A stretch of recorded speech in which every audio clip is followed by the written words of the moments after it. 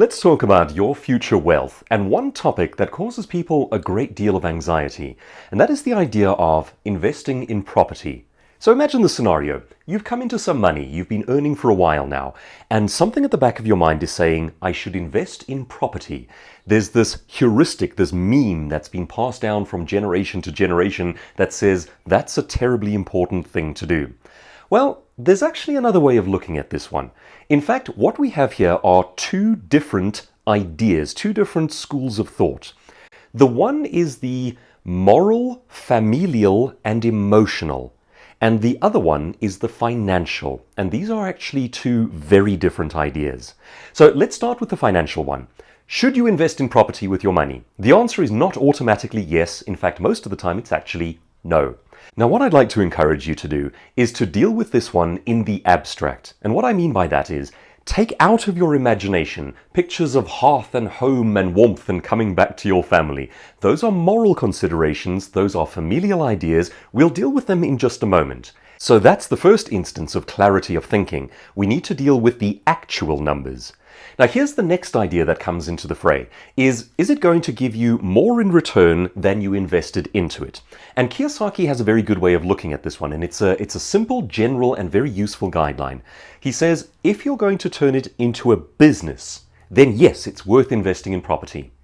If you are not going to turn it into a business, then chances are it is not worth investing in property.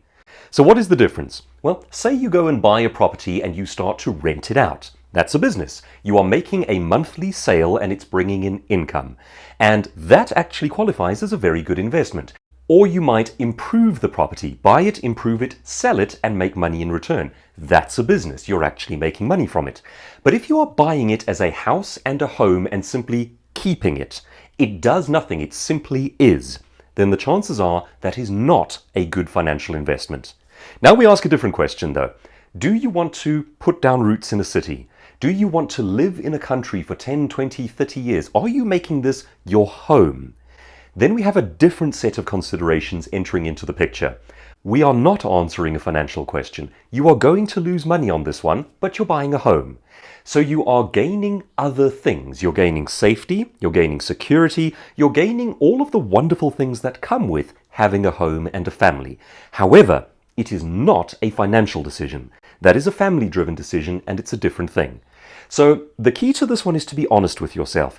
If your heart and soul is in building a family home in a place, then losing, and you are losing, that amount of money may be a good idea. If, however, you are asking financial questions, how do I become rich in the long term?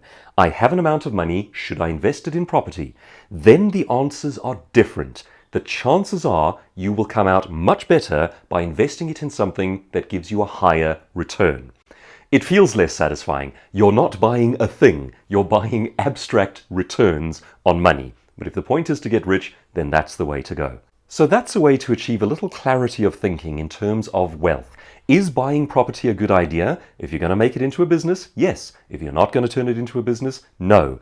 Chances are there are ways in which you can get much higher returns on your investment. That would be the cleverer way to go.